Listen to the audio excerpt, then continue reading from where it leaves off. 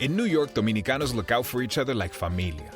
That's why whenever someone sends money to DR, I tell them about Remitly. From your phone, you can transfer to a bank or make a home delivery with Caribe Express, and the money arrives rapidísimo. Confía, because they got you. Consistently competitive in pesos, get a special offer on your first transfer. Download the Remitly app today. Remitly Inc. is licensed as a money transmitter by the New York State Department of Financial Services.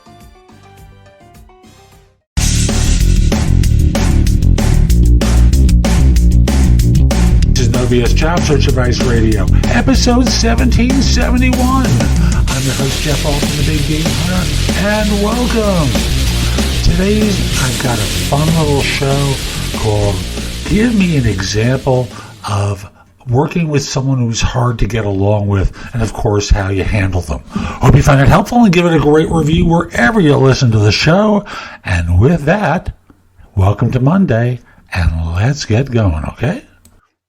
Today's video is designed to answer one of those tough interview questions.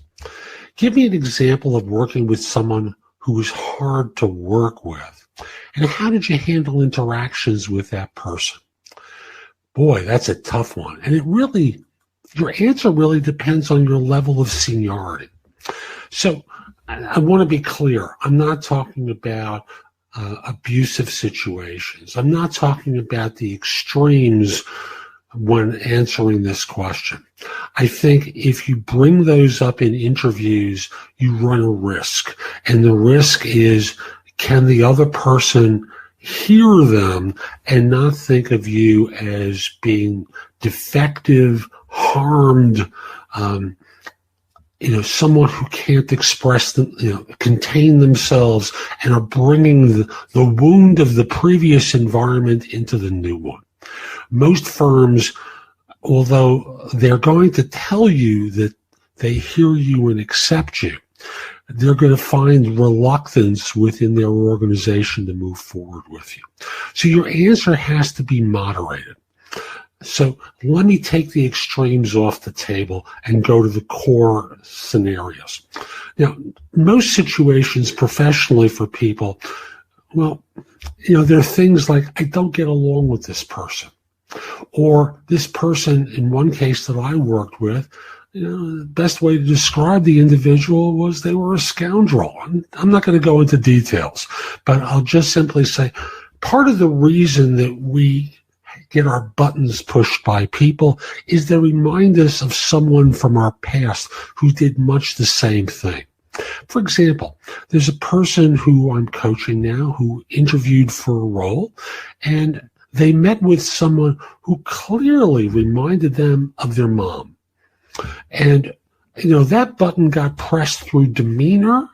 It got pressed through the questioning and querying that took place in the interview.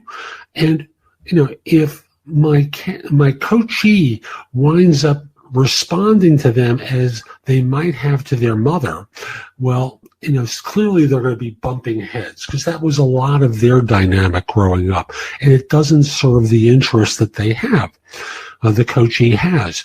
So you want to remember that in the standard situation, it's about you and your memories. It's not about the present time. Now, I'll deal with the present time in a second, but you might start off by answering the question by saying, what I try to do before I go into interactions with people is to remember whether it's about them or it's about me. And most of the time, it's about me.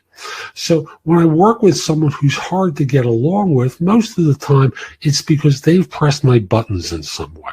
And what I want to do is diffuse the emotion of the interaction and just go to the facts of the situation, so that this way I'm not carrying extra luggage into the room with me, if you understand the metaphor, and I can just focus on the immediate of the situation. And you can enhance that with a story where you've done that previously. Now, if you're a manager, if you're a leader in an organization, sometimes it's not about, shall we say, these emotional buttons being pushed. there are clearly behavioral flaws that the person has where they go beyond corporate standards. So, for example, there were the classic cases of American business people who were paying off foreign corporate heads in violation of U.S. law and in violation of corporate standards. But that was the way they understood to do business in those parts of the world.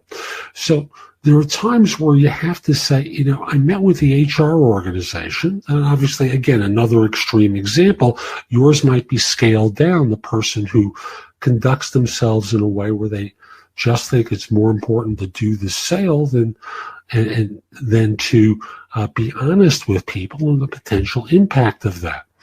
So you might just simply say, under certain circumstances, what I've had to do is meet with my HR organization and develop a check in my mind to see whether or not there was an issue that existed and verify that my thinking about it was correct, get them involved with it, start to document what my thoughts were and the behavioral issues.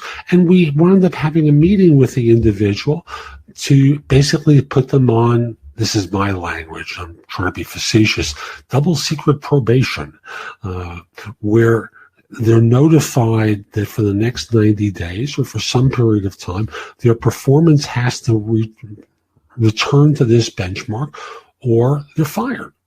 In sales organizations, that's very easy. And it's something I've recommended to one of the people I coach with, someone who just had not performed. And there was always the concern about, this is a woman, the hiring, her boss is a man.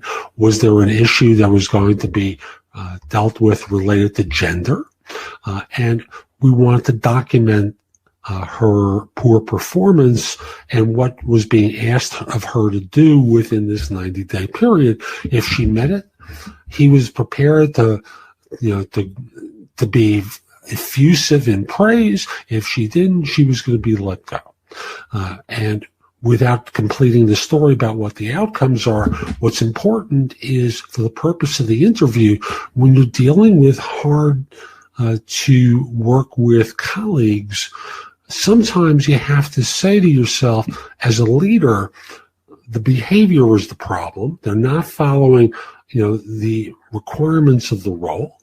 And I need to get the HR organization in, document what the issues are, so that in this way I can get their input into how to resolve this more effectively. That if it's me, I'm willing to work on that and see where my part in this is. If it's the employee, I want to help them perform at the correct level. And again, if it's an emotional thing, normally what's happened is if you take some quiet time and sit with yourself and ask yourself, who does this person remind me of?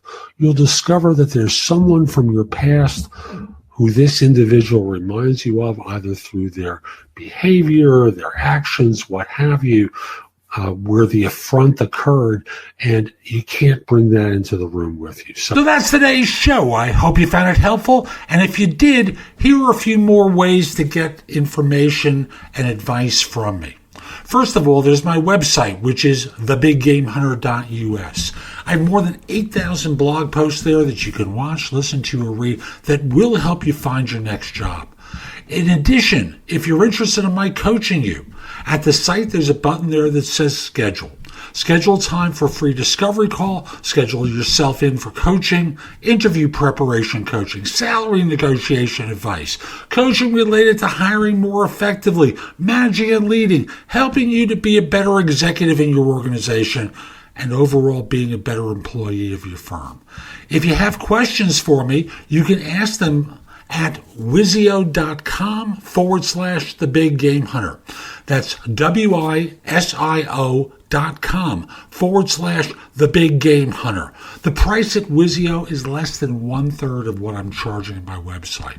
And I'm doing this because I want to benefit my subscribers here and on YouTube, and only you're going to know about it. You can also connect with me on LinkedIn at linkedin.com/IN/The Big Game Hunter. Mention that you watched or listened to my content. I like knowing I'm helping folks. Once we're connected, it's nice to hear from you. I'd love to hear from you from time to time about how I'm helping. You can also watch me on TV. Did you know that? If you have a FireTV or a Fire Stick, download the Job SearchTV app for Apple TV, Roku, Sony, Samsung, like 90 different TV platforms. You can watch me on either Zingo TV or BingeNetworks.tv. On YouTube, subscribe at JobSearchTV.com and have access to thousands of videos I've created. I'll be back tomorrow with more, and in the meantime, I hope you have a great day. Be great!